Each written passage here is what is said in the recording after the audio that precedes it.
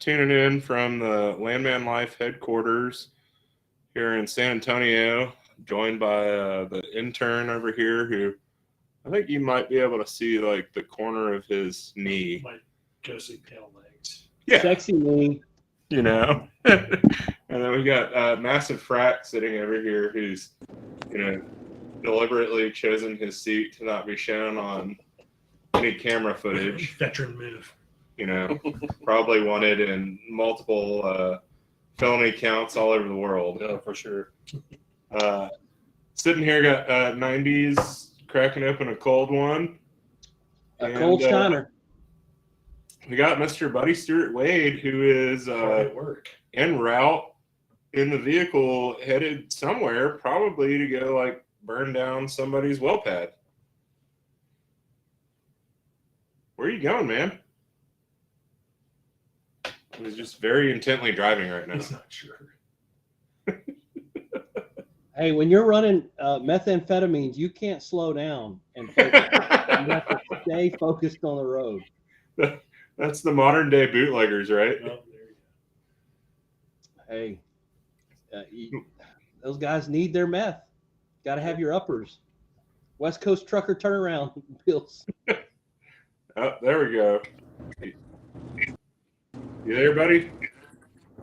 Yeah, I can hear you guys. I'm probably shitty service until I get back out here, so I'll just get on as soon as I get back to where I got decent service. Where are you headed right now, then? Oh, well, never mind. Anyways, before we went live, we're just sitting here with 90s talking about just how fucking busy everybody is with the oil business right now. And, love it or hate it, things are fucking hot. But again, we just keep running into the same issues that there's not enough people and there's not enough supplies to get the job done for what everybody wants to do. So, 90s, are you kind of seeing that same shit play out in the refining space? I sure am. And I had that conversation the other night on Spaces, just finding materials and stuff. Now that we're gunning and blowing and going, it's hard to find equipment. It's hard to find people that are competent, and people are job hunting and job hopping right now, even in the refining section. So it's kind of weird as you lose more and more baby boomers or older guys. It's getting tough, and the guys aren't getting smarter; they're getting dumber. I feel like an old man now saying, "Man, none of these guys know what the fuck they're doing." I got a guy who doesn't like heaters, and he won't go look at a heater because he doesn't like fire. Well, what the fuck are you in the oil industry for? Isn't refining revolving around controlled fire? Well, uncontrolled fires at that too. I don't even know how he got through like new hire class. You're supposed to use a fire extinguisher at least once in your career. Hopefully, you'll never need to use it again. But how did he put out the fire? Something tells me he called that one in that day. They let him slide. I don't know. That seems awfully strange to me, but intern, what are you? You were just out in West Texas. How is the traffic out there? About the same. I didn't really venture into the very busy, active areas. No. Stayed away from I-20 this trip. Well, if anybody's watched GW's Twitter account, he says that Texas traffic is the worst, especially that Dallas area. Well, fun fact, GW has blocked both Landman Life and myself, so we can't see anything. Yeah, and I'm sorry, but that guy works at JCPenney. He doesn't actually work in the oil field, so That is true. You should go back to Michigan or wherever. If you will share Art Bertman's and Chai Girl's tweets with me, I'll share his tweets with you. Oh, well, I'm also blocked by Art Berman, of course. He's very famous for talking shit to people and then blocking them. I don't think that Chai Girl has blocked me yet, but I think she was really creeped out when Kenny had me send her a Chai Girl hat one time. And she, I think, asked him, why did this come from Landman Life? And what the fuck's going on with that? And why does he have my address? Oh my I don't know. God. I mean, you know, Kenny has got to be somebody, and this, you talked about this being the last episode. We got to tie up some loose ends clearly. Kenny has to be somebody who knows everybody. Either that or he's got connections to get everybody's address. the Friday Standdown concept, that was really like something that BRV had kind of started talking about for a long time. And he wanted, people to just be able to call in from the oil field and bitch about what they were working on. And it turns out that nobody in the oil field really wants to like call in and divulge what they're working on. Or they're like, the Wampa mining guys over here, and they're sitting in a Bitcoin mining, shipping container, and you couldn't hear them even if they did want to talk to you. They're Correct. telling you all their secrets, and you can't even hear it. Yeah, so it was one of those things that like we kind of started this hoping that we could, fulfill the vision provided by BRV, and as things kind of started going with the show, everybody just got really fucking busy. That's correct. And we would like to every once in a while be able to get the band back together and have a good time on the show, but seeing as we haven't done one for I think 6 weeks now, the other week we kind of discussed about maybe just letting the concept die and rest in peace. And then I looked at my schedule and had some time this afternoon, so sent a message to everybody and said, let's do one last blowout and make it a fucking rager and, call it a day. Well, I personally will be sad to see it go. I have enjoyed talking with everyone and some of the calls that have come in and the people who want to try to talk shit. And y'all had some really good people that have come on. And the saddest part is, like you said, it's like everything has gotten hyped up, and supercharged, right? Yeah. And it's like everybody is, if you're not working multiple jobs, then you at least have the opportunity to be working on multiple things right now. And, it's like there's not enough time in the day to get all the work done. So trying to carve out a couple of hours every Friday was just something that, everybody was struggling to get done. I blame people with children. I know that someone during this whole episode or adventure has had a child and may have less time than he would have thought by having one child. I don't know who that is, but I have heard that there was one person out there that may have learned that children are time intensive. That is actually what Buddy Stewart Wade in the winter, as Alberta Garbage would say. It's intensive. How did you pronounce that? Alberta Garbage?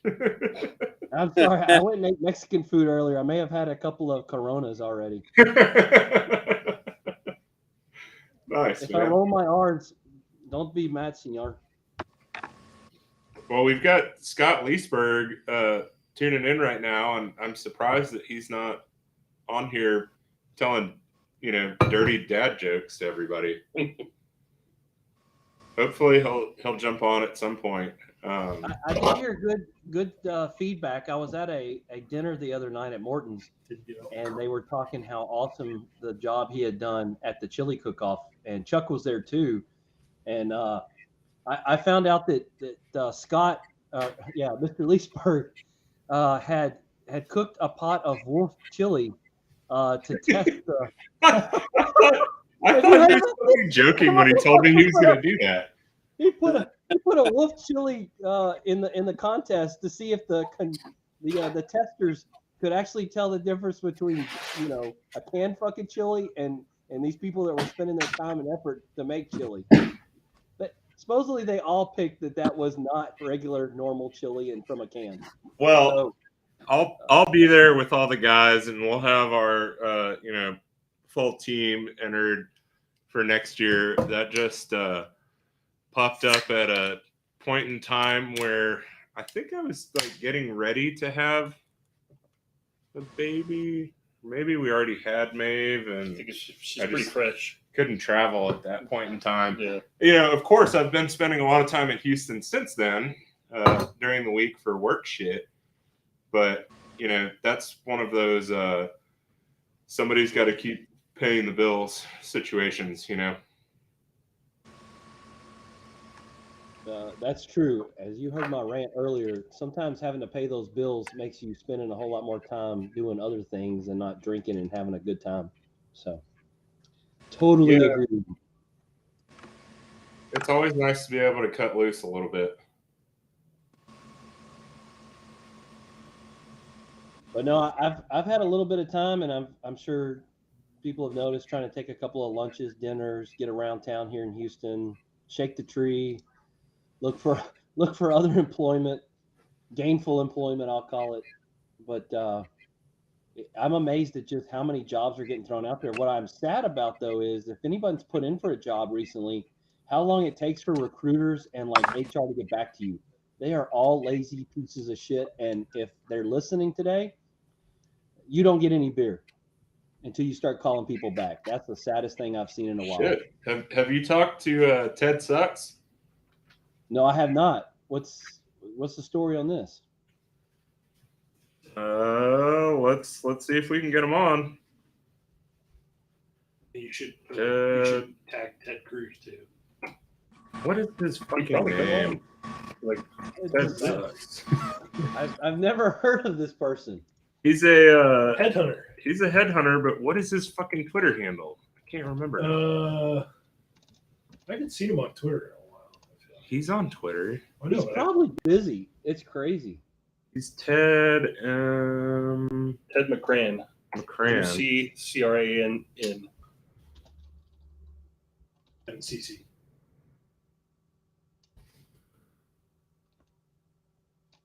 I don't know. I'm gonna let y'all do this. That is amazing. He is pretty funny. he posts shit all the time with the hashtag Ted Sucks. And so he's like always he's always posting on LinkedIn. I don't know about Facebook, but we see him on Twitter all the time, and he has actually multiple times reached out to people and said, you know, hey, if y'all retweet these job postings, I'll send like a random winner some Landman Life swag.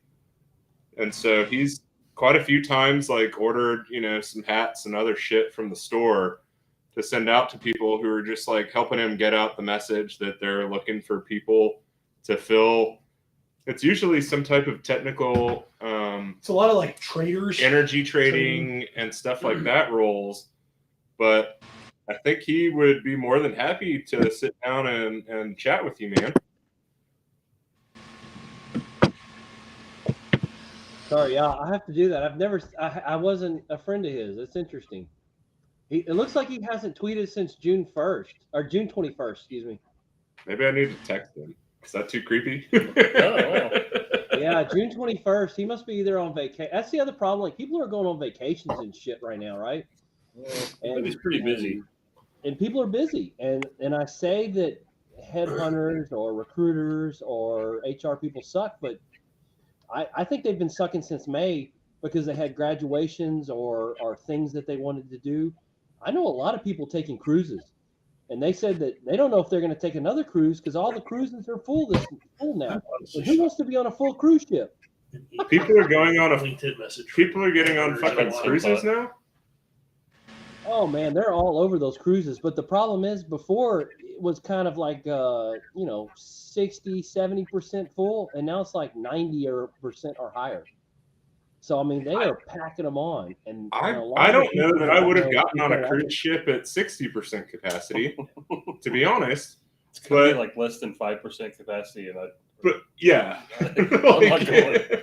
I don't know. That just seems like too many people. And you know, before coronavirus was even a thing, they had those rhinoviruses. Is that right? Where everybody was just like shitting their brains out uncontrollably, Norovirus or Norovirus, that's Yeah. right. And like there would be like shit streams like going down the side of the fucking boats. And there were literally like countries that would not allow you to like come into their port because you were like contagion. Like it's just like breeding ground for, fucking monkeypox. I don't know. Like, Hey man, I'm gonna tell you what. I'm more scared of monkeypox than anything. When I'm in the club, just when I'm in the club, just quit going to the gay glory hole. And well, yeah, I do, but, I found myself in Dallas, and let me tell you what. They have some all nudes there, and I don't know where I found myself one night, but I could have got monkeypox. Those ladies were rubbing way too close to me. You like, stumbled can into you a gay back up? bathhouse in Dallas. And she was like, "Oh, back Hey. this thing up. Oh yeah, baby, I can do it." Hey, 90s, it's 2022. You can't call them ladies anymore. Oh, Did you ask them what they identify as? they are engineers of the arts. Hey, I Leesburg, checked them, and in all nude, you can definitely see whether they're male or female. Trust me, there were no pasties at this place. Leesburg, are you there?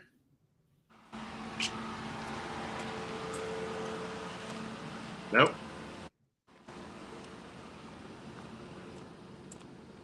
You there, Chief?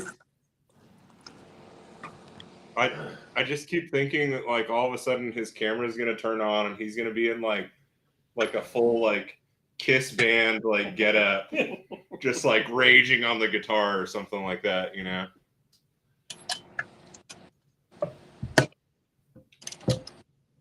What is This guy's working on the generator. Mr. Wampum? We're gonna go ahead and just mute that. Some dedication, man. He's always out there banging around, isn't he? Like every Friday, I think that's just his thing. But like then occasionally like a random beer will like pop in front of the camera. He's just trying to avoid his kids. You got to stay cool. Although we are getting rain on the Gulf Coast today, it's a lot nicer, but it's a steam bath. That's why I'm not outside. Yeah, I mean It has been fucking dry, guys, down here. I mean, it's been dry over here. We got our first rain in like 6-7 months. we got a pretty good rain the other night. I mean, like it was coming down for a good while, and then when you texted and said it was like 68 degrees in San Antonio, I stepped outside and I was like 135% humidity. Oh yeah, Like, I was like, it feels like it is 92 degrees right now with the fucking humidity. Like I could barely see to like the end of the street. Like, well, in my little creek bottom.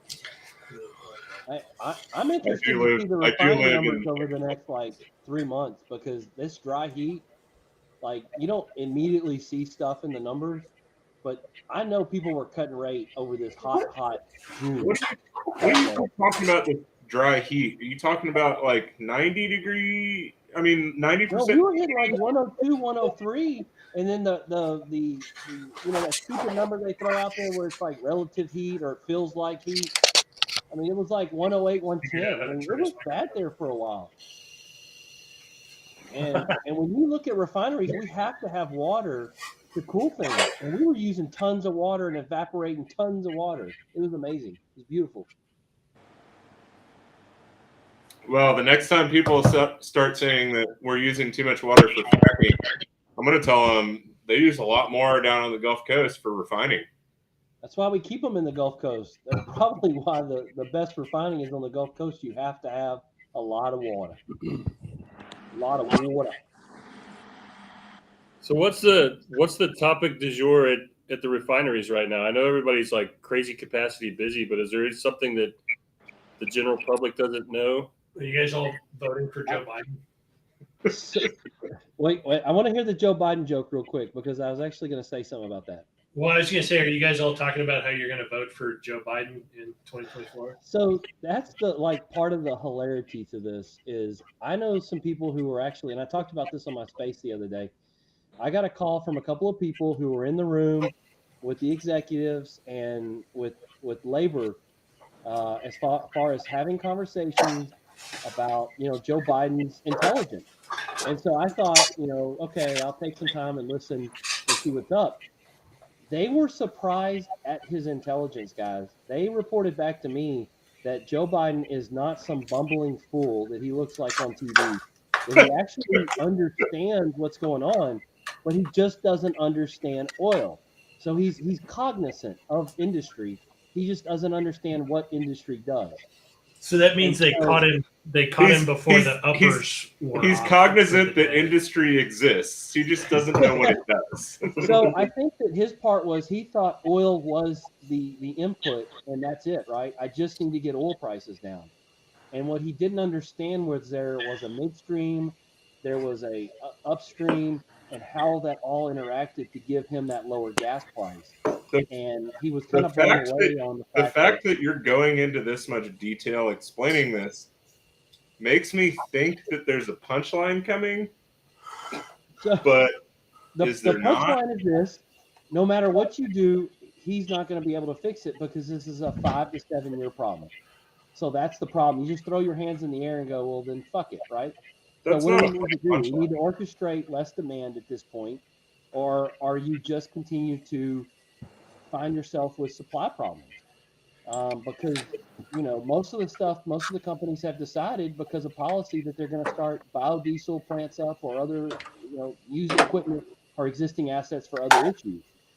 The thing is that they have to build policy now, probably in the next 3 months, to start incentivizing companies to maintain and or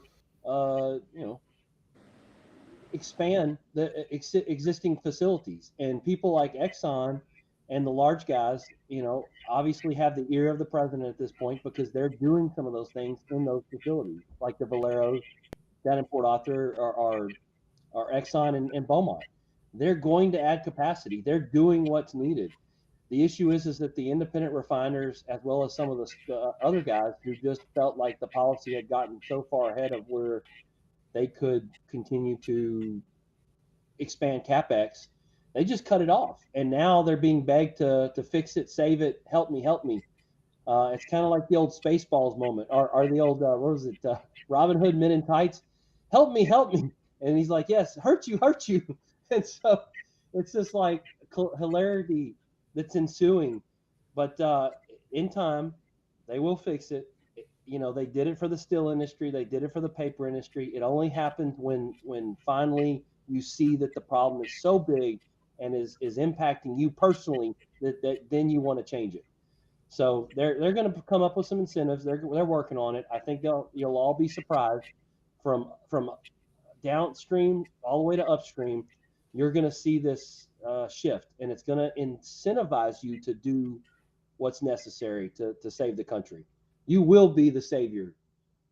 Landman life will save us all.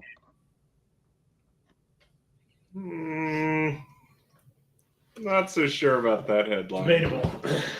Look, I'm kind of like with Chuck. I'm more of like yeah, hey guys, yeah, the ship's going down. Let's have a couple of drinks and have a good time. And make as much money as possible. Yeah. Exactly. By the way, I've got my private lifeboat over here.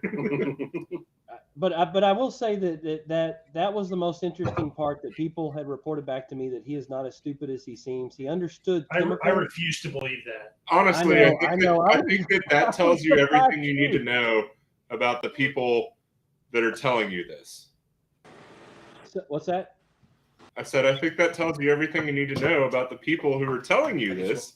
Well, they went in there they were from Texas, and they went in there with the belief that he was a bumbling idiot. And what they found was the one thing that he finally clicked on was that he understood chemicals more than he understood crude oil or refining. And when he understands chemicals because they have to explain all the uppers that they're giving him every day. I think it's more like just like smile and take the blue pill, sir. Well, so the funny thing is that he kept referencing DuPont, and from being from Delaware, I guess DuPont had done the heavy lifting over the years at making him understand why chemicals were important, but they had never explained to him where they get their feedstock. And so once they connected the feedstock for the chemicals from oil and refineries, he was like, oh shit, we're fucked. And so there was this whole like moment where you could see him like, okay, now I understand. So that's what I heard, that he actually had a moment in time where he like realized the mess that just got made. You can't. I can't protect believe one that part guy if understands you're not anything protecting the right whole now. industry. Does that make I sense? just can't. I don't think I can buy it. I mean, I know, and it's not even and him. I think it's the that's people around bombshell him. for You know, like the last they're just. Friday stand down. I think they just, they think our industry's a joke, and there's nothing that's going to change their mind. Even like the most ridiculous situation ever that we're in right now, like nothing could possibly change their mind. Well, I think that I think it was 3 weeks ago, I saw that there was a news story that had leaked that one of the internal cabinet members in the Biden administration was talking about how they really should be reaching out to gas station companies to ask them to not be displaying gas prices on like the gas price, signboard, because it was demoralizing and hurting them on their public agenda. And the guy said, well, we could get them to display, like other things. And I looked at that and I was like, okay, well, that's fine. Like, sure, that's a suggestion for something, but everything else that you could display would be at a 30% price increase as well. So like, that dollar soda is $1.50 now. I don't know that you could really ever come up with another use for all of those gas signs. But the fact that they considered that an alternative to actually changing the rhetoric from the administration was really amusing.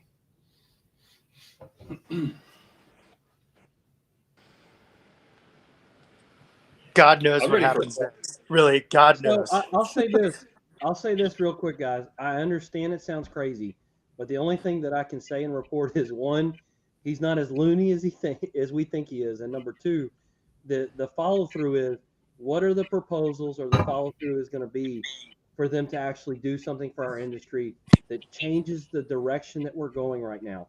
And that's where, if he is going to be the person that they said he was in that room, he's got to tell the kids like AOC and the rest of them to sit down, shut up, and we've got to do this for this and this reason. So I'm looking for that follow through by the end of the year. If that follow through doesn't happen, the Republicans will come and they will have that follow through. They will do those things that we think are crazy. And some of that follow through is already coming now with the latest Supreme Court ruling over the EPA. I don't think we fully understand in this room what the implications of what just happened for the EPA at this time. Big ups. We're going to take more control, and this is going to be great for all of us. That's all I can say. Big ups to the Supreme Court this week. They've just been Trump Cheers. has just been stacking those wins. Like, Just, I don't know if y'all remember, but right at the end of Barack Obama's administration, and like some of y'all maybe operate, we all got a stack of paper in the mail like that thick about methane emission regulations that we were going to have to start tracking. And when all your wells are like sub 2,000 feet deep and they run off casing head gas, you're like, what? You want me to what? Started reading through it. And luckily, Donald Trump sent a 1-page letter that was like, hey, all that stuff that you got in the mail, just toss it. Don't worry about it. But I've been like just waiting for that fat stack of paper just to come in the mail again. And thankfully it has not. And now I think it will never come. And, again, big ups, Supreme Court. Big ups. I mean, Trump's agenda just has really been stacking up those wins the last couple of weeks. So he played the long game. It's been pretty wild, and all of the liberals are saying they need to retake control of government. And I'm looking at that going, I mean, you guys are in control, so. Yeah. You guys got about as much control as you can get. And You're in control of nothing. Well, for someone who loves politics, and I love politics, guys, I don't know if anybody's ever noticed that, but I am just enjoying, as someone who I'm not going to get on the bandwagon like, oh my God, this is the worst, whether it's abortion, EPA, or whatever else they struck down this week. You have to go back to the beginning. Whose fucking job is it? It's Congress's. They could get us to do anything. It's just that they delegate that responsibility to others, and they have the right to do that delegation.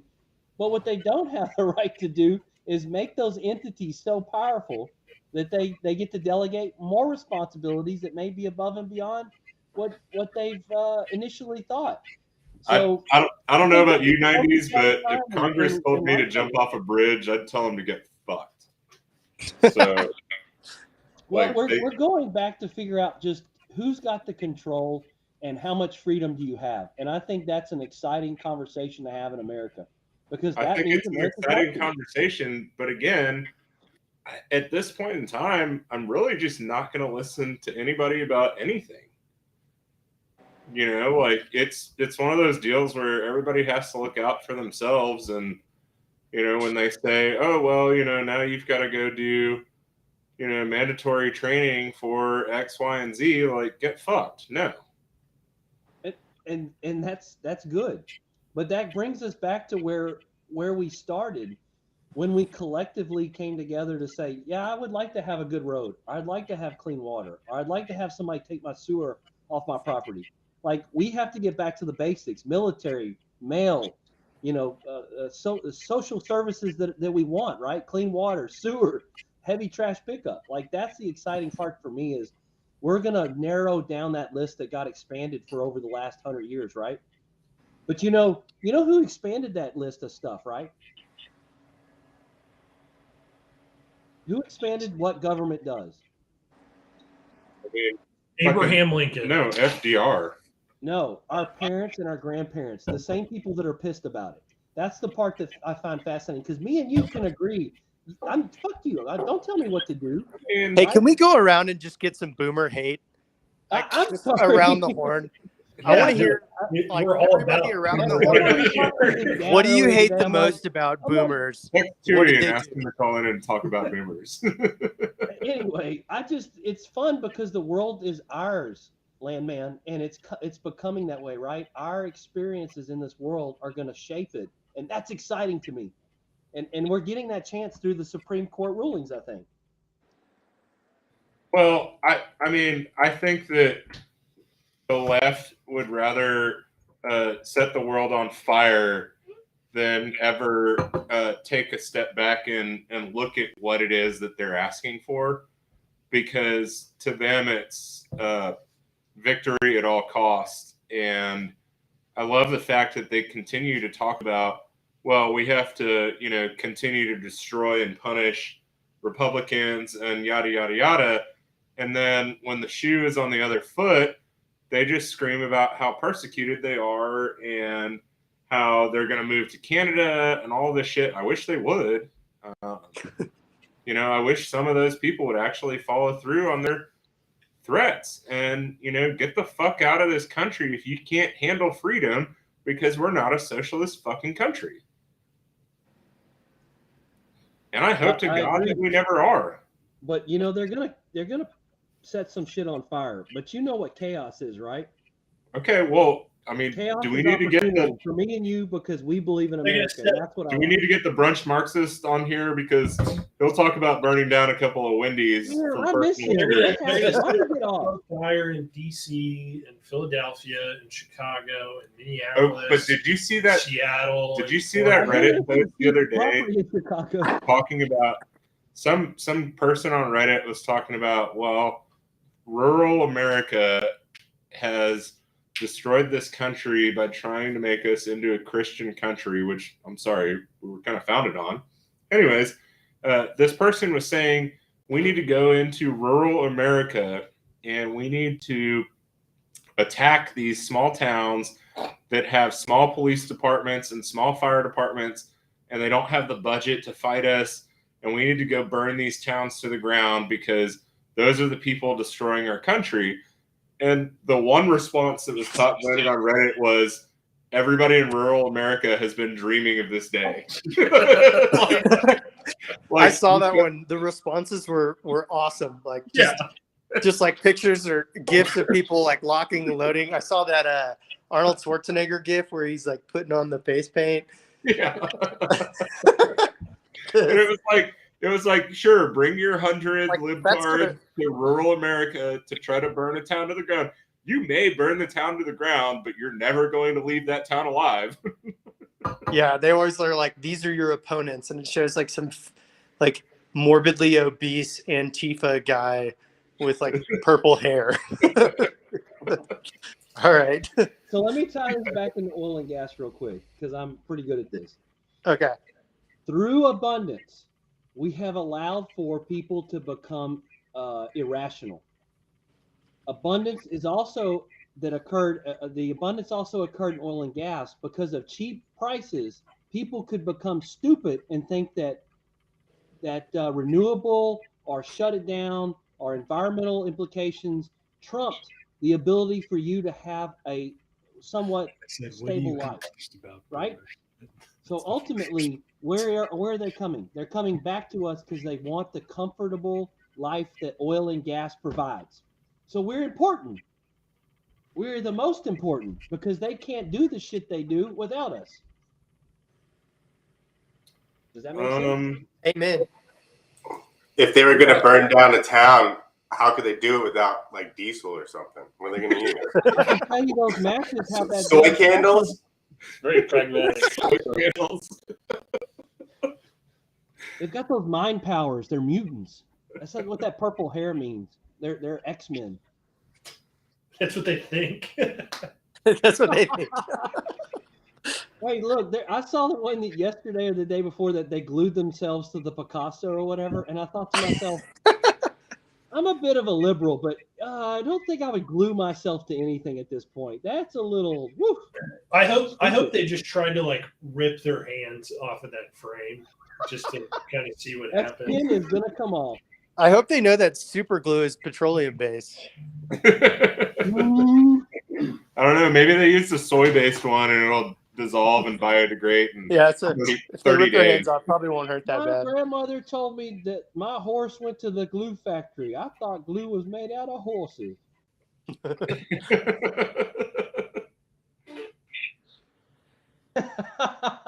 Good stuff, guys. But no, I mean that's the most exciting moment right now is that we're back. We're important, and it's because we're impacting. And the Well- hate that we give is the energy we need to fuel the profitability that's going to give us the opportunities for over the next decade. I think they thought 2030 was going to happen. Fuck you, 2050 ain't even going to happen now.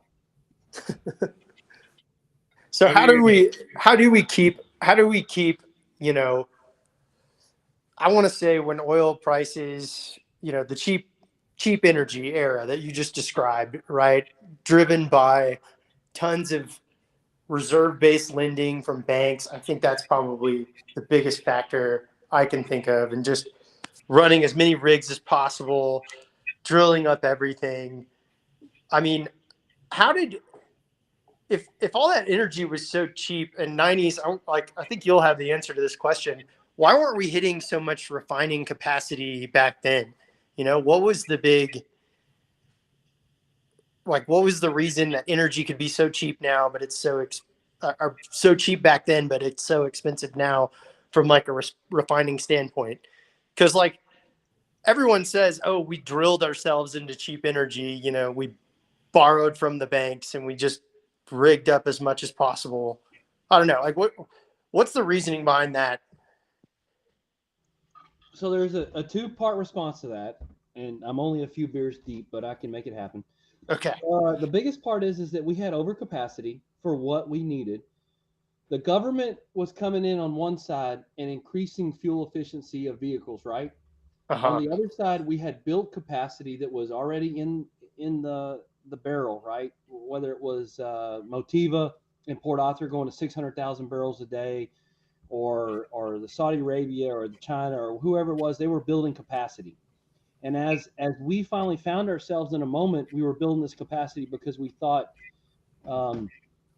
usage or the burn rate would increase. What we found was all these governments, European, Asian, and American, all these governments crushed that need because they increased the efficiency of the combustible engine. But what we found is that there's a limit to that, right? That's the old Dr. Anos discussion. Guys, we're at the limit of how many miles per gallon you can get in a vehicle and how safe you can make it for a person. So now we found that level, but yet people are continuing to buy vehicles, and we've got expansion all over the world, right? Whether we believe it or not, as far as the use of hydrocarbons.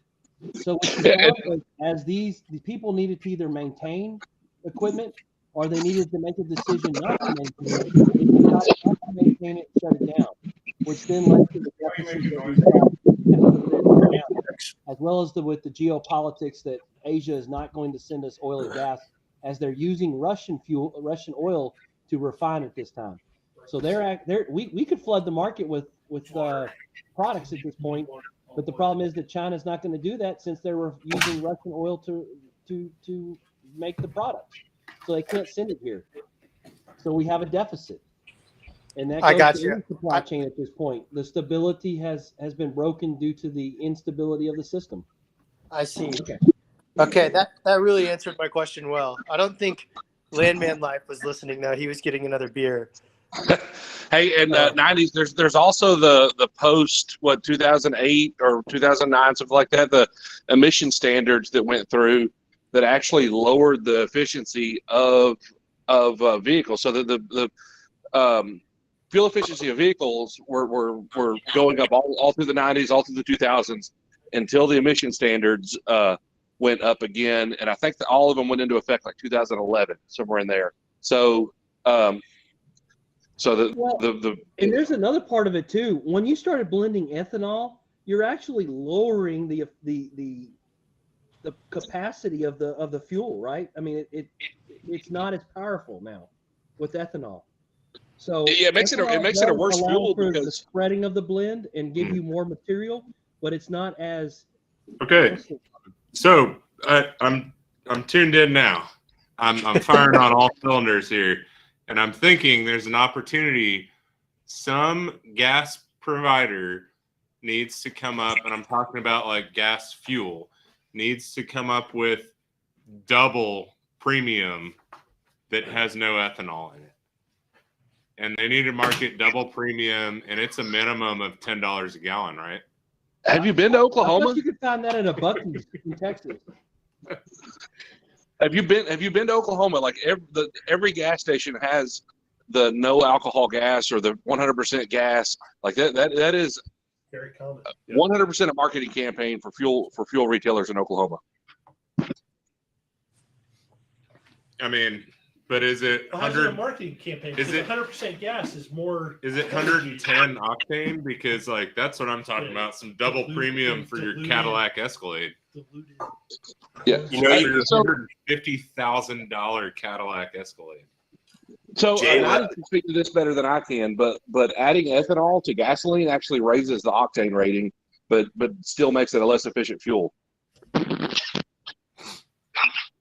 a less stable fuel. Is this true? 90s? He said he has to go get on his yacht. 90s. Is this true? We lost 90s. I'm sorry, I had to go pee while I laughed at the Escalade comment in the other room. My wife thought I was crazy. She's like, "Why are you laughing hysterically?" 90s. Does adding ethanol to gasoline raise the octane content but make it less efficient at the same time? Yes, but the octane rating, not the octane content. The MOI, I think, of the MOE or whatever, in the ROI, which is actually a study I was listening to earlier. I was as I'm a nerd, but a lot of people who want to boost octane and like you buy those octane boosters, it actually boosts the ROI and not the MOI, I guess, or MOR. Yeah, I got to go back and look at it, but yeah. So the efficiency of the fuel is down but the ability for it to suppress knocking, which is the ROI, is up. So it actually does increase that octane part. The real answer is There's a chemical engineer out there that'll give us a better answer. I do not want to have a chemical engineer give us a better answer on here. ethanol is. I think we got all the information we need. So there's actually another study I was reading because I'm a car guy, where a guy has made an additive package where he can promise 110 or 120 actual octane, because what happens is that these racetracks, when the fuel sits in the drums or the underground storage, it ferments and the ABV goes up as the varnish and the other material fall out of it. It's a really interesting study. You should check it out one day. I mean, honestly, at this point, do we get any advantages from bringing lead back to gasoline?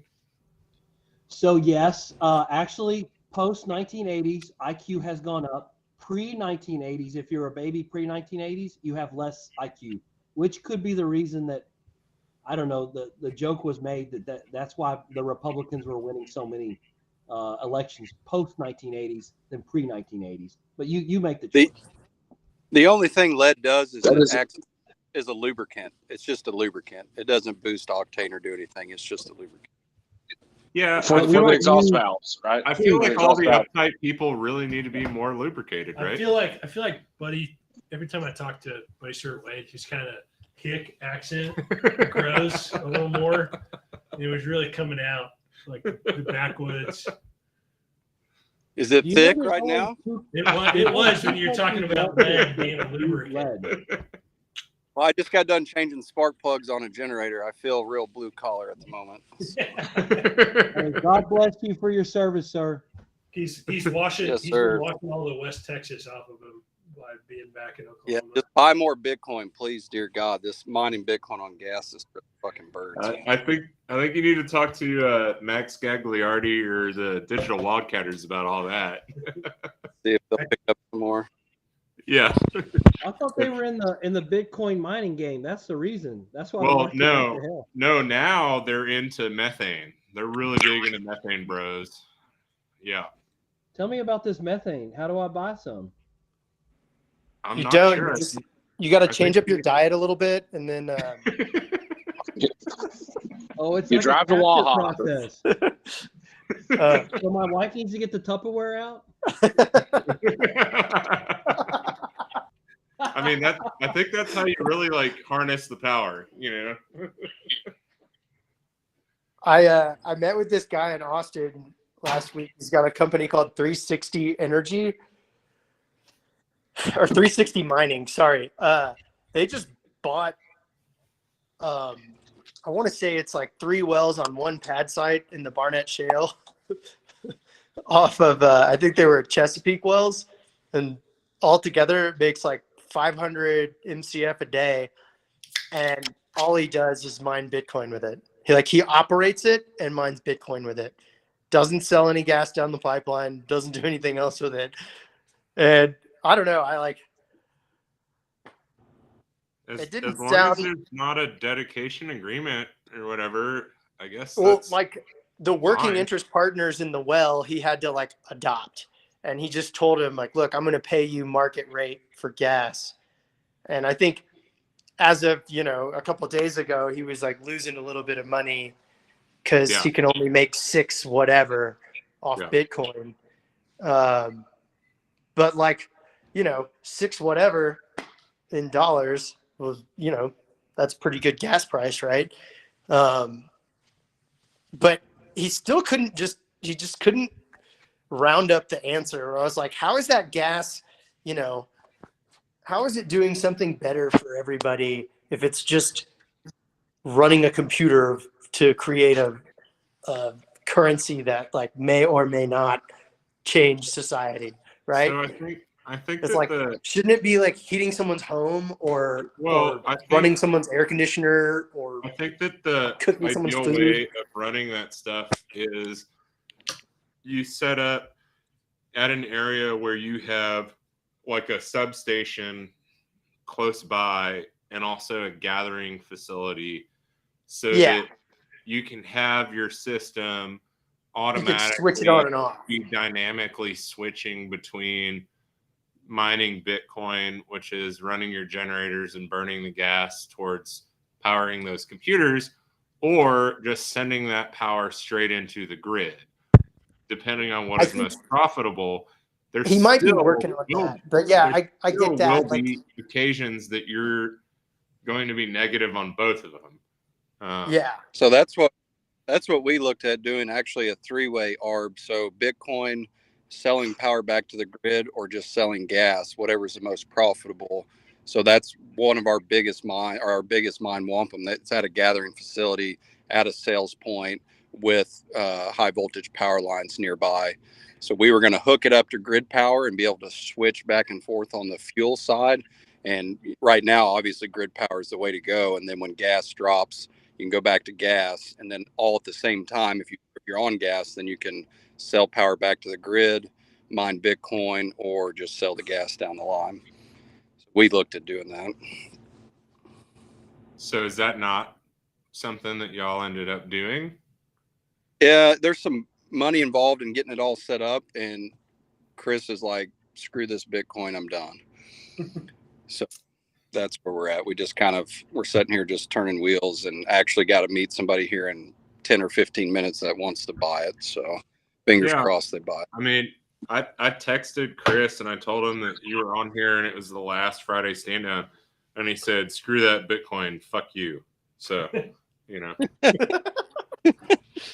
I'm joking. so He didn't say that. He's probably on He vacation. just said, "Fuck Bender." He's you probably know? on vacation. so like the wells, just back to what you were saying, the wells that you do have that three-way arbitration on, are they like conventional wells? Are they shale, unconventional? Are they deep? So Do they have all long of these laterals? wells- What are they? all these wells in Osage, 90% of the ones we own are coming from a coal bed methane, kind of a seam. It's multi-layers, but it's like 98% methane, dry, sweet gas. It actually goes straight into homes in Tulsa when it leaves this facility. Gotcha. We sell oak, and then they sell. So it's good, clean, conventional gas. And when we started this mine, coin was like 50, 60,000 and gas was like $2. So the model looked really good. And the idea was, we've got like 2 million a day flowing through this facility. We could probably consume all of that, build out a big mine, and then put a buyback meter on the sales point, because that pipeline's connected to all these interstate pipelines. So you could go as big and nasty as you want and just buy back gas for $2 an M and mine Bitcoin. That was kind of the initial thought. And then those two prices switched, and now we're looking at grid power, and then can we burn gas and sell power back to the grid? And we kind of went down a bunch of different paths. So you're like keeping that capability though for when things kind of turn back over, but Yeah. you're not having to like pull some giant, like every time one of your wells shuts down, you're not pulling a giant Barnett shale well, like all the tubing out of it. No, they're all like 2,000 foot deep. They probably make 5 to 20 MCF a day a well. So we've got like 600 of these things. And then we own the gathering system that collects, brings it to the sales point. So we've kind of got a unique setup. And our very first initial thought was to prove the concept and then have somebody, Chinese or private equity or SPAC, come in here and buy this field just for that purpose. Like, we'll operate the field for you guys. Y'all consume as much gas as we can give you to mine Bitcoin, put in a buyback meter, build a huge power plant essentially, and just use the gas to mine coin, and just kind of repurpose this whole field to just mine Bitcoin. And we had some look at it. We've had a couple of interested groups in it early on, and then it kind of fell apart. So, well, are you still looking for groups? no, we just want someone to take this mine that we got, and good luck. That's what we're. That's And the operate state. it themselves. Yeah. Yeah, we'll provide the gas, some generator maintenance, whatnot, but we want them to buy the machines and buy us out of the Bitcoin. You're gonna keep the production wells and the pipelines and all that. Yeah, so we'll keep that, because we only burn maybe 100 MCF here a day, 95 to 100 with the mine we got, and that generates almost a half a megawatt of power. So there's a lot of energy in natural gas. I mean, everybody on here knows that, but so we still sell like 95% of the gas or more. And so we'll just continue to do that. And then the people that want it, they want grid power. So we're going to get ready to hook up grid power to it. And then they want the capability to switch back and forth based on pricing. And it doesn't hurt our system to rob 95 MCF off of it if they wanted to switch. Got it.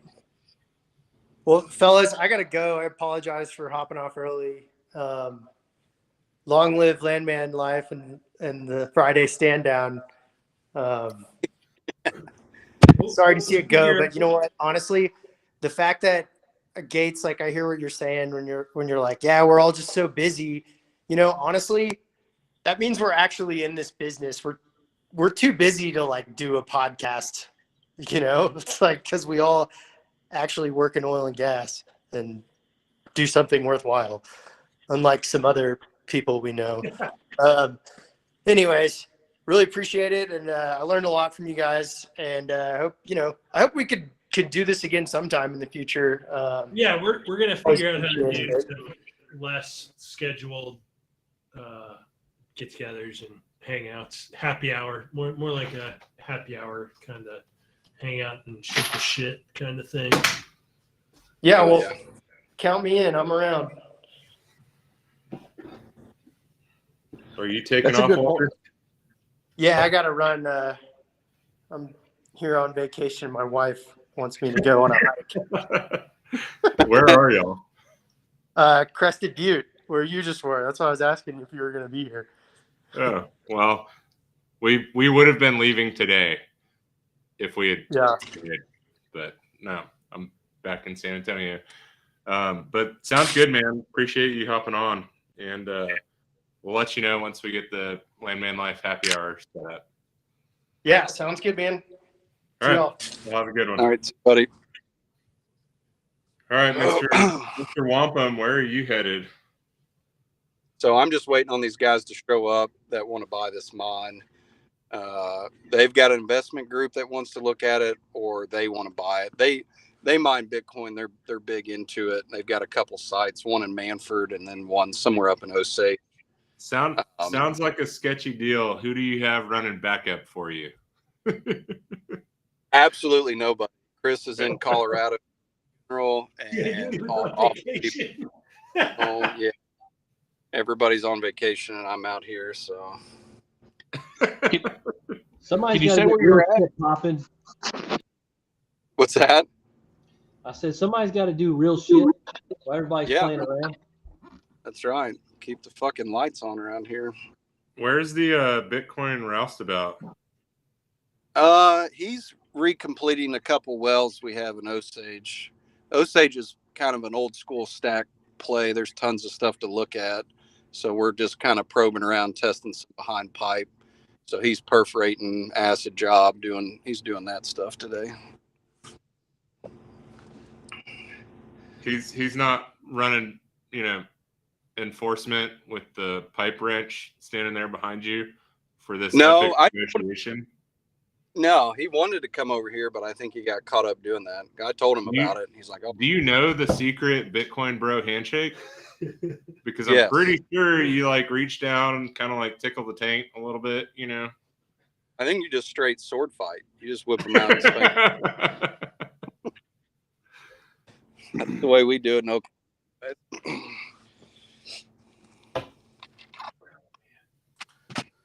So has anyone thought to for a grow house?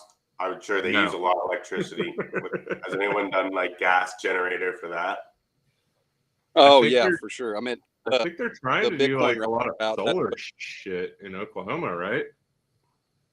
Yeah, most people think all they want to do with it is all the hot air from the mine is just blow that into a greenhouse and just use the hot air from the computers to blow into a greenhouse. So we looked at it, but it's another one like brewery businesses, weed, Bitcoin, mom's basement bullshit.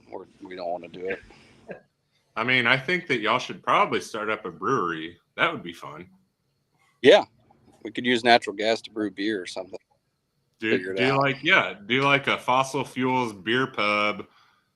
No hippies, no dirty hippies allowed. Yeah, Yeah. fuck renewables. Yeah, Wait a pop up. second. Wait a second. No long-haired hippies or just dirty hippies? Just dirty hippies. Oh, okay. Dirty I'm not dirty. You have to sign an affidavit on entry that says you support Fossil fuel the use. American oil and gas industry. Oh, that's easy. I carry my card in my back pocket every day. You have to sign. No, it would be like signing a waiver that says that you understand, acknowledge, and appreciate that this beer was brewed with the most fossil fuel intensive processes known to man. And that's why everybody loves it. The carbon footprint of this beer is massive. Like EPA not accepted, like a stamp that's like EPA unapproved. That's what I want to see. I mean, like all of the gun stores have those stickers about the ATF, so like.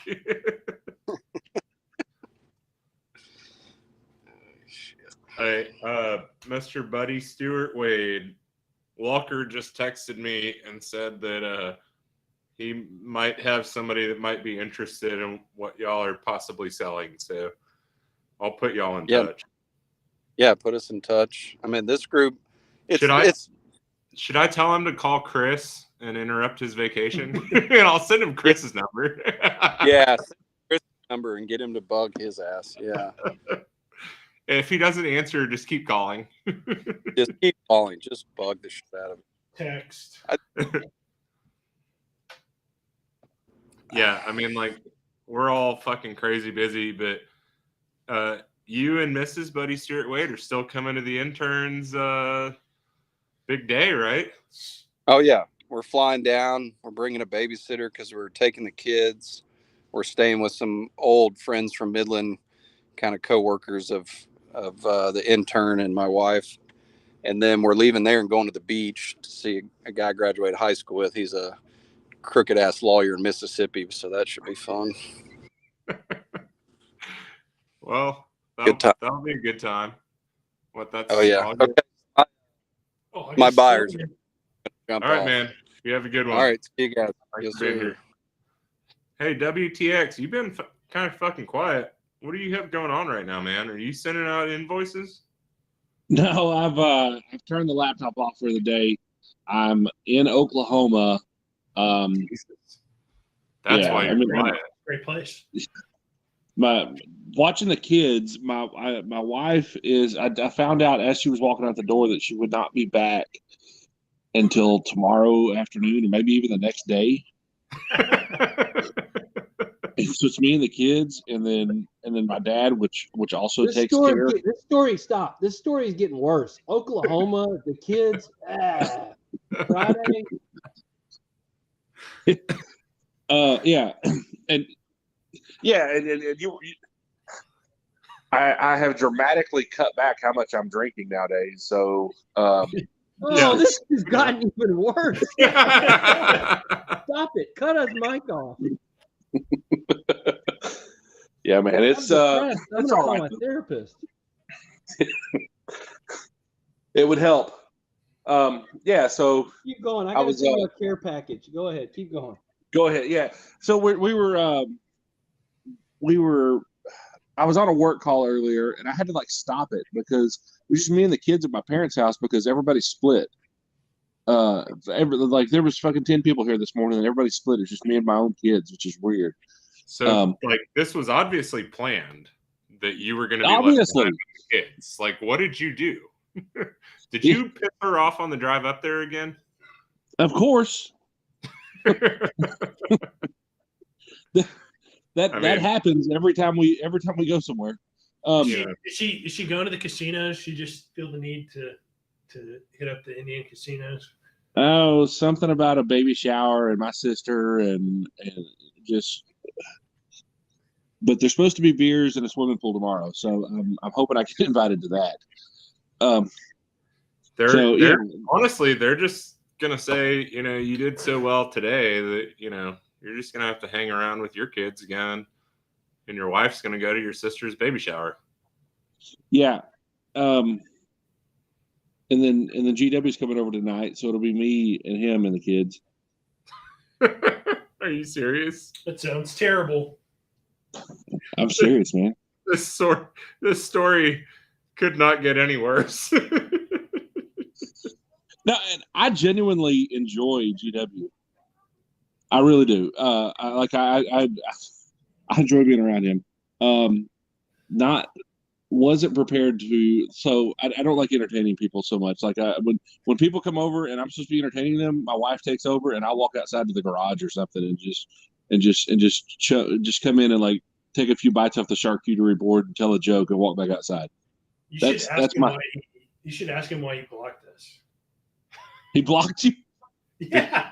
Probably For months. We've been blocked for months. Well, he was very insulted that I insinuated that he actually didn't know what the fuck he was talking about because he didn't know what the fuck he was talking about. And he called me Mr. Sticker Man and then blocked me. So, I don't know. But it's hard being young. I feel bad for him, actually. I mean, don't get exposed to monkeypox, I try to WTX. teach him that often. So, it takes time to be respectful in this industry, you have to be disrespected in order to get respect, in my opinion. Well, but again, like he's not part of the industry, so like there's kind of the whole like I don't know why you keep thinking you're an authority on any of.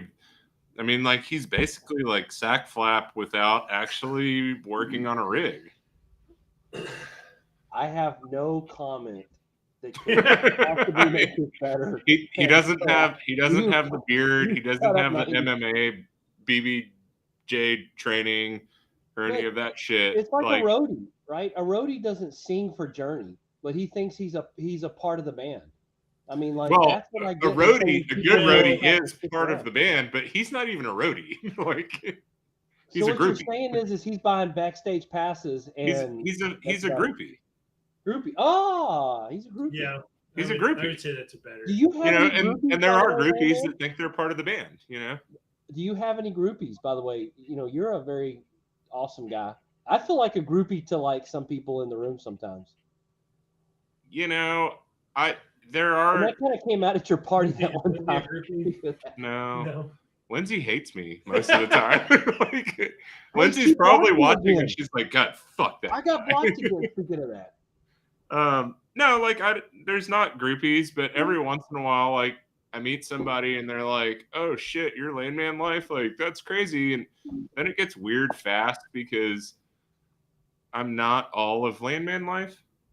There's a lot of other people that have written stuff in the past that were published on the site that aren't really my stories. So I still stay in touch with all of those guys, but like it was always meant to be a kind of collective, hive mind of, fuck the stupid shit. Like Anonymous, we were just supposed to be I mean, we weren't really like doing anything for the good of the people. We weren't trying to be altruistic like that. We were just having fun, drinking beer and raging about shit. And well, it's because it's fucked up. I mean, whether you're upstream or downstream, some of the stuff that I look back on that I published back in the day was like, okay, well, how are these companies planning on actually making money when they're spending over $14 million on a well? And it was questioning the fundamental economics of the shale play, which, unless you're at $100 oil with increased efficiencies, it actually didn't make money. Yeah, you could do math in the dust on the truck hood and start to figure that one out, right? Like, hold on, this costs and it's $10 million. Yeah, I was not like being, some kind of like market analyst and looking at, okay, well, here's what they're selling things for and everything else.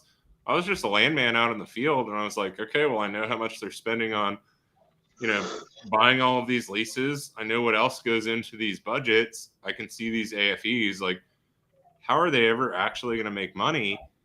And, a lot of the landowners were asking us the same thing. Like, hey, you're paying us a $10 million lease bonus. you know, how many hundreds of millions of dollars are y'all going to make off of that well? And it was like, I mean, probably not as many as you'd think. Like but it again, it increased production, which increased the, you know, CEO compensation packages and all of that stuff. So there was a lot of capital incineration that was going on in that game. But was it good for our society? Was it good for America? Like it, all in all, like I understand that it is incinerating capital and doing things that don't make money are fucking terrible and wretched things to do. Like that is awful, right? But Well, like, but it distributed a lot of money to a lot of people. And so you had people that were involved in all aspects of the oil industry. You have a lot of landowners that made a lot of life-changing money. So that's been my thing for a while. Like that was one of the things that when the Digital Wildcatters guys were talking about Aubrey McClendon, like, what do you think he was most influential for? And my thing was the thing that nobody talks about is how much wealth from Texas, Louisiana, Arkansas, Mississippi, Ohio, Oklahoma. Just pick a spot. Just pick a spot in like West Virginia, Pennsylvania, New York.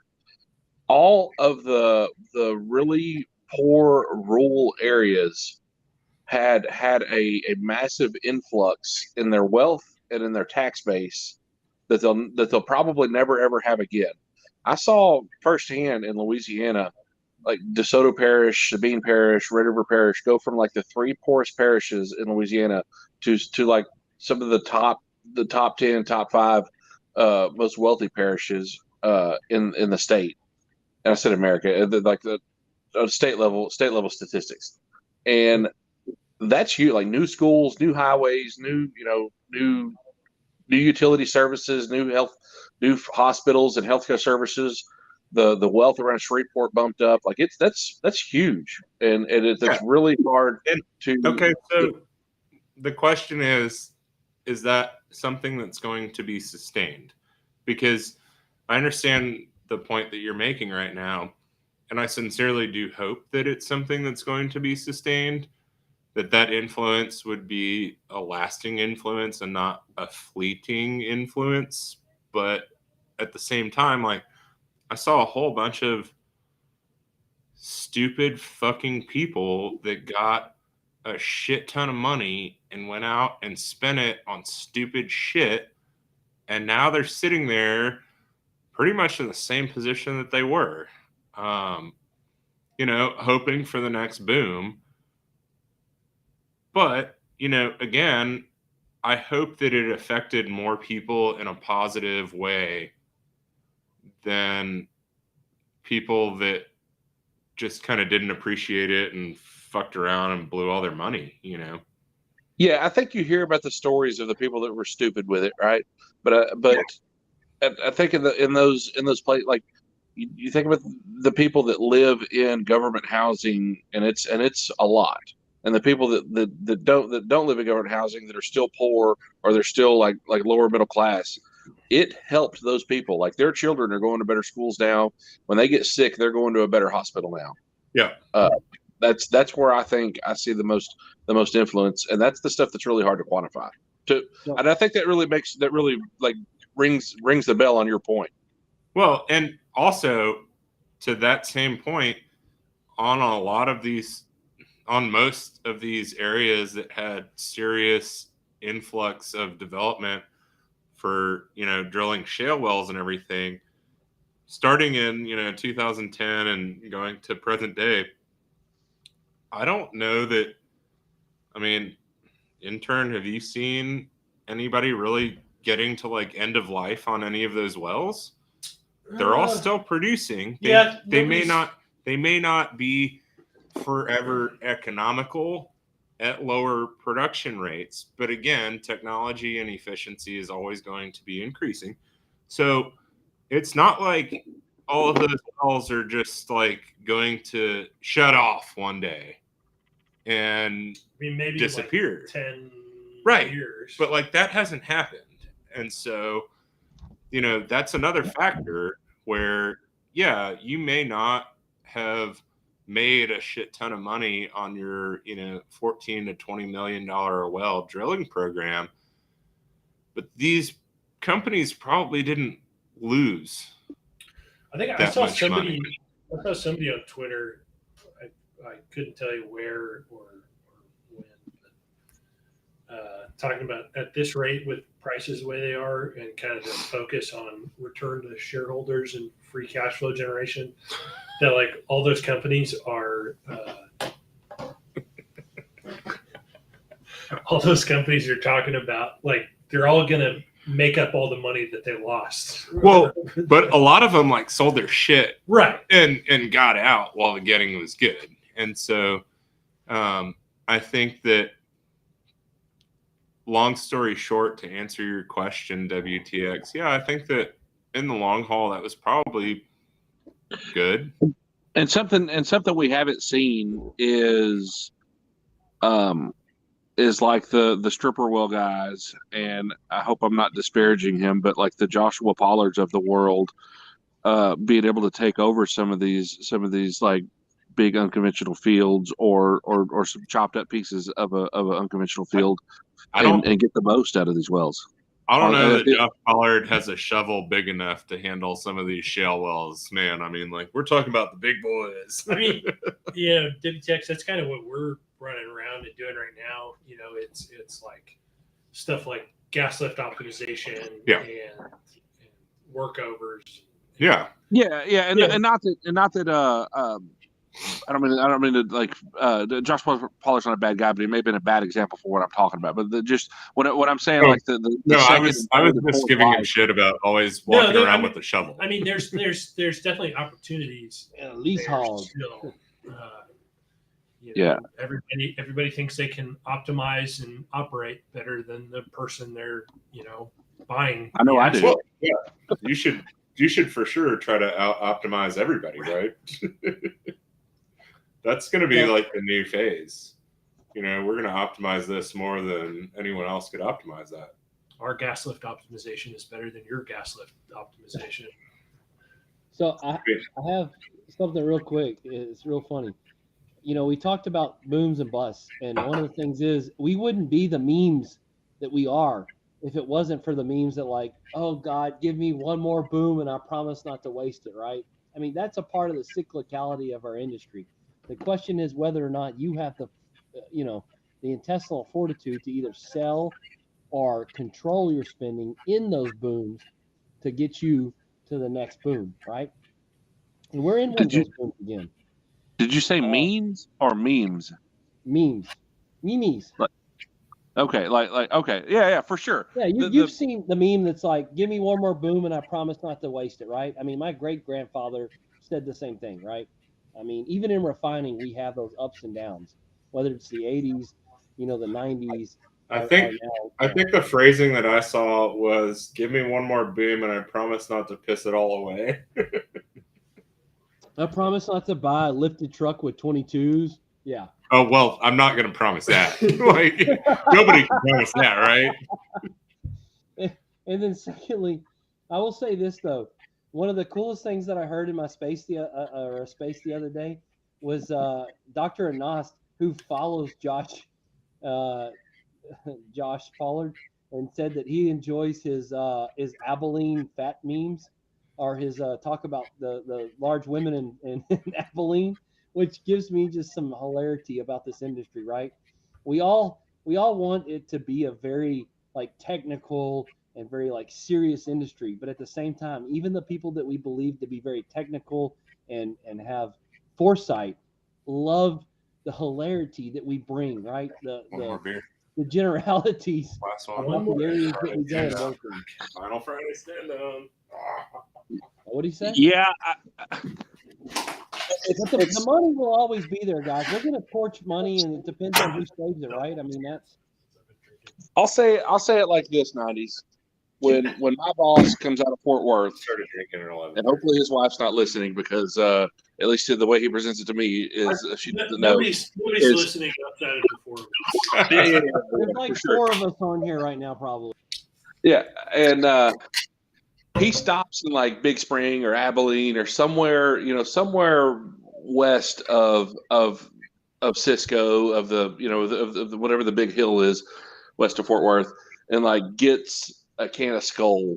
And that's like his treat for coming out west. Is like, all right, I'm gonna, I need to dip because, West Texas is fueled on alcohol, diesel, and tobacco, right? Nicotine. But he gets that dip in Abilene, not like in Pyote. I don't know exactly where he gets it, and maybe it changes, right? And maybe it's more nostalgic in Pyote than it is anywhere else, or I like that pilot right there in Pyote. I'm a big fan of that. Yeah, I stop there often. I'm having a celebratory White Claw for the finals Friday Standdown. I'm drinking quite a few beers. I'm gonna tell you what, a fourth generation oil worker like myself, we can smoke, we can dip, and we can drink. And we probably I think this is kind of like our final cheers to the Friday Standdown here. We've had a fun run, and like we're gonna have our next phase with the Landman Life Happy Hour and all that. Is that in person or is that going to be online?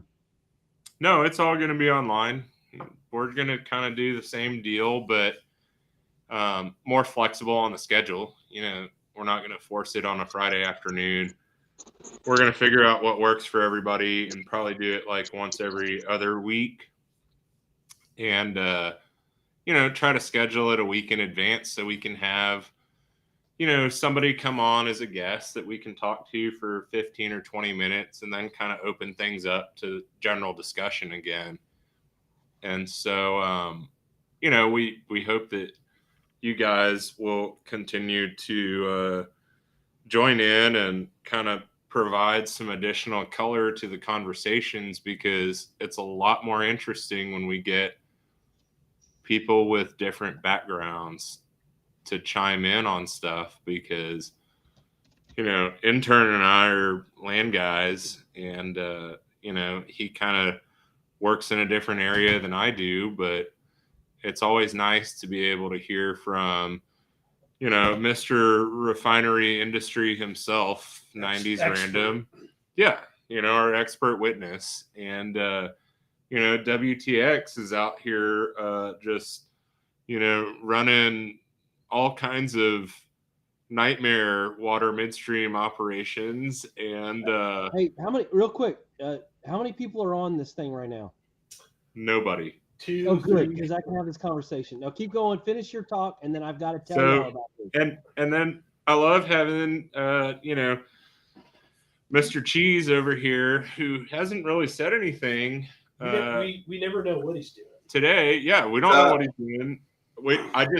I kept thinking that you were gonna like all of a sudden turn on your camera and you were gonna be in like full Kiss getup, raging on your guitar or something like that. Detroit Rock City.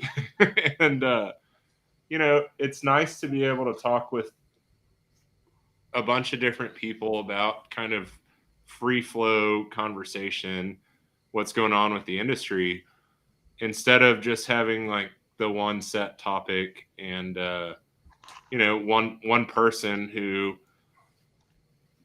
it's amazing, like you put somebody on an internet show or a podcast or whatever, and you can ask them a question about why is the sky blue.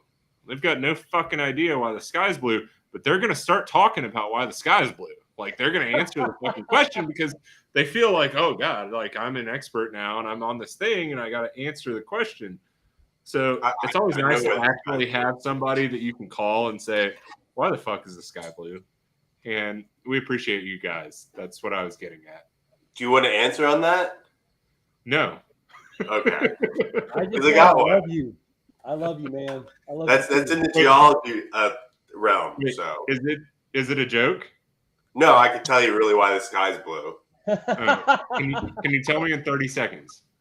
If it involves chemicals, I don't want to listen to it. When the sunlight comes through the atmosphere it diffracts the shortest wavelengths, and that's Bullshit. why sunsets are orange and red. It's because it's going through more atmosphere, and then it diffracts the longer and longer wavelength. Okay. Nerd. It's like all the other light beams go through, but like when it hits a blue beam goes through, it like scatters. So you're seeing like the scattered blue. What about when a rainbow meme tries to penetrate? A little different. Hey, so listen. I'm just proving your point. You know somebody that can answer your questions. Collectively, you know, you can always find someone. I've got one for y'all, and it's actually something interesting that I heard someone tell me at a dinner the other night, and it was about these valves that stop water and only allow oil to go through. And the Saudis have been using it, and now they're using it in Texas in order to revive some old wells. Have y'all ever heard about these special valves that only allow oil to move through the valve and not water? That sounds like it would honestly have to be more of just a membrane. Did Josh Pollard invent them? Well, no, they're actually from Saudi Arabia. They're using gunwar. How do you say it? Gunwar? War. Yeah. And the guy was telling us that they're starting to use them in Texas because a lot of these older wells are having water breakthrough or something, right? I'm not a downstream guy. I'm not an upstream guy, excuse me. And so the guy was telling me that you can still take this oil. That's awesome. And that they're using these valves, but they're having problems, I guess, because just the amount of water comparative to what is in the Guar field. Have y'all heard anything about that being used? No. I mean, because I think most well operations, this guy says he's using them. The guy told me he's using them, but I just didn't know if y'all have ever run into it. You're flowing 3-stream to your tank battery, and then you're separating everything out at your tank battery.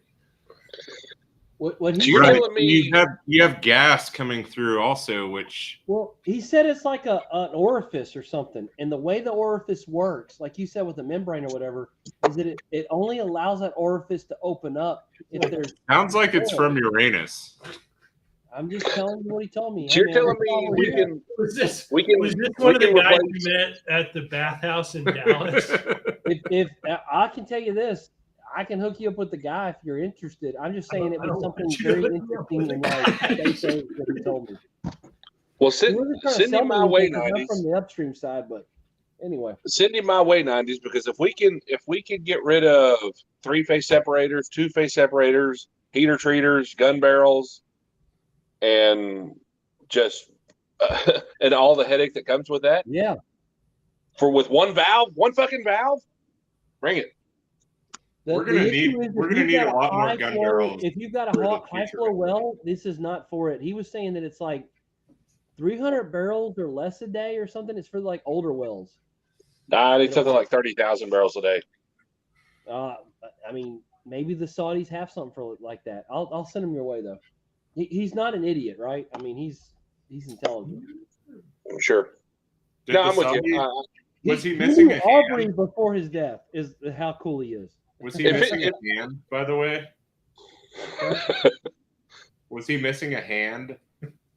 No, he was actually an engineer, and he's a cool guy. That doesn't mean he couldn't be missing a hand. He was not missing a hand, but he will not be getting married, is what he told us. Wait, he's actually Saudi? What's that have to do with his hand? I can neither confirm or deny when it comes to UFC people.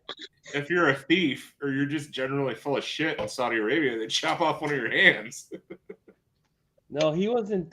He did know a lot about the Saudi fields though, and the items that they were using to continue. 90s. Have you been contacted by the FBI about your relations with this guy yet? Not at this time, but I am. I still can fly, so I'm okay, right? Yeah, I guess so. I joked about like I haven't flown in 4 years, and I'm probably on all kinds of government lists at this point in time. That's because me and you own AR-15s. We're gonna be on every list forever. Well, I'm just damn glad that the AAPL doesn't operate an airline because they would ban me for life. Did you renew your membership? I did that very begrudgingly.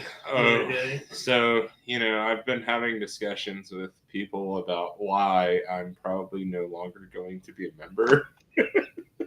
I'm like preempting this like exodus where the AAPL is going to say like, we know who you are now. Fuck you. Whatever. Don't really care. I don't think they care as long as the cash or the checks still cash. I'm no longer an RPL. They stripped me of my rank because I wouldn't pay their fees. I'm no longer an NRA member, but is that what hat Leesburg had on? Was NRA? No, I don't think so. I think it's a geologist. Oh, okay. I think it says It was rock. yellow, No, that's Oh, right. that's It's what they rock said. liquor. I couldn't read it properly. It was Wildcatter, but I had my I'm STEM bitch earlier. I threw Hey, on the. so Scott, you heard 90s earlier talking about how there you go. Nice. You heard 90s earlier talking about how people were talking at Morton's Steakhouse the other night about how awesome your Wolf brand chili was. Isn't that crazy? Really? Yeah, you were the talk. You were the talk, and Chuck backed it up and said that he was glad that he picked that to be Wolf brand, and so it wasn't like you tricked him. I didn't intend it for to be like something for like part of the competition.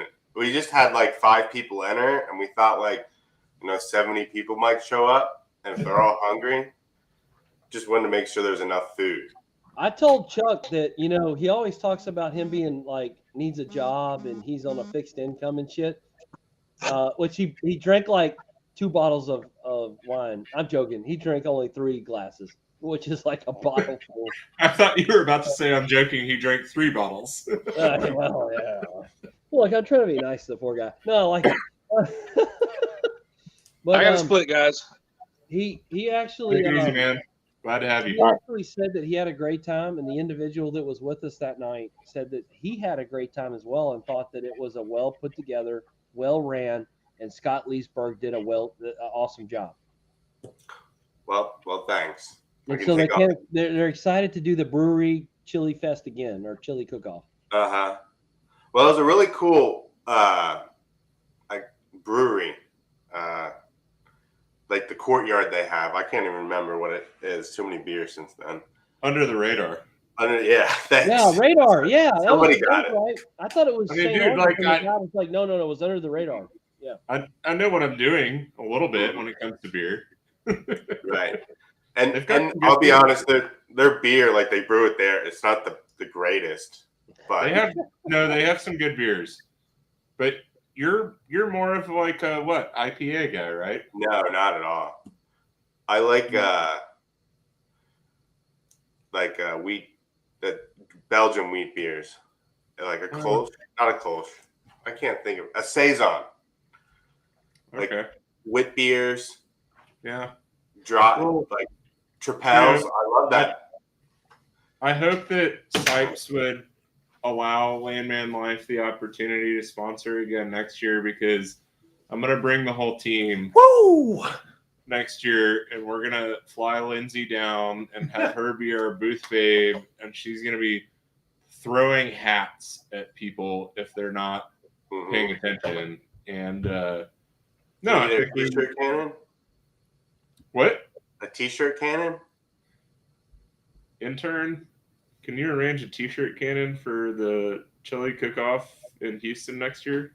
I almost want one of those. Probably. Like, I think I'm pretty sure if we give the intern a t-shirt cannon, he's probably going to give some people a black eye. So yeah, I was thinking I have a question. Do the slingshot with cups. I do have a question. Is intern getting married or what? I know I'm not coming to the party. I'm not flying in, but y'all made that comment earlier. Is he not married? I am not currently married.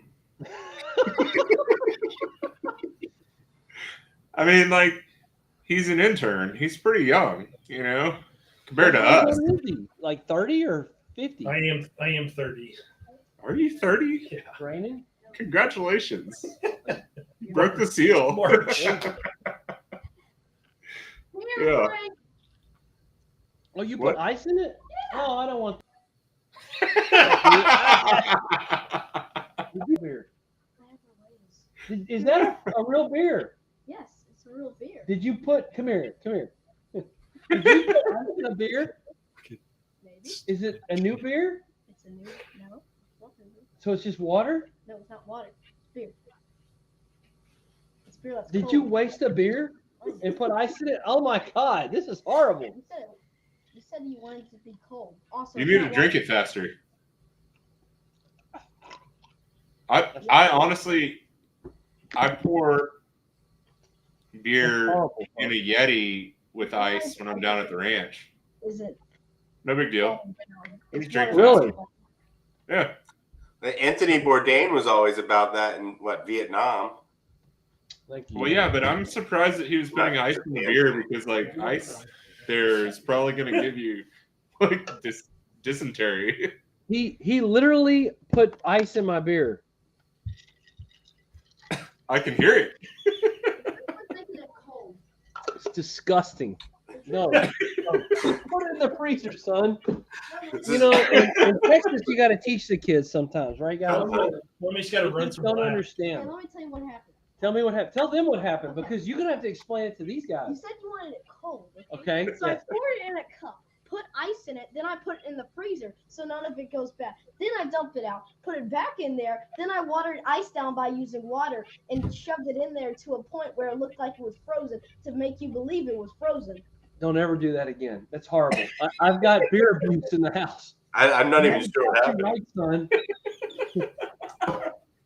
I'm sorry, y'all got to see this.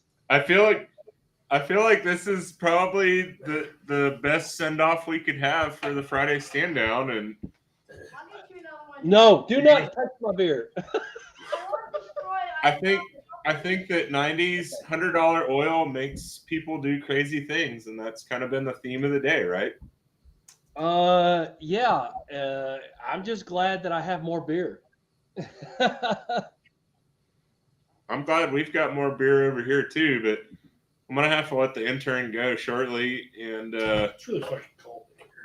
it is really fucking cold in here. Yeah, we're burning a lot of petrochemicals to keep I this think the office thermostat's at so 69. Yeah. Again. But I just wanted to say again how much we appreciate you guys always tuning in and having a good time and supporting us with whatever the fuck it is that we were actually trying to do. And I hope that you guys will join us for some of the Landman Life happy hours coming up in the next couple weeks. Awesome. Be looking forward to having I it. just hope I'm invited back to the next Landman Life party. Nape, baby. We'll be having a party at Nape, as we always do, and then we'll probably be having a party out in Midland in the next month or so. And then, yeah, I mean, I'm going to be in Houston pretty regularly for work stuff. So, we'll have little get-togethers here and there. And I've got your number now, 90s. So I'm going to be giving you a heads up the next time I'm headed to town. Well, I am here and always willing to make some food or do some stuff. So sadly, Scott's on the other side of town, but whatever side you are on, you will find a friend, my good friend. Sounds good, guys. Thanks for being on. All right. All right. Later. I put the beer safely in it, see? Yeah. All right. Intern, you have any final words on the Friday stand down? I do not. Congratulations on finally getting married Yeah, I guess. in a couple months.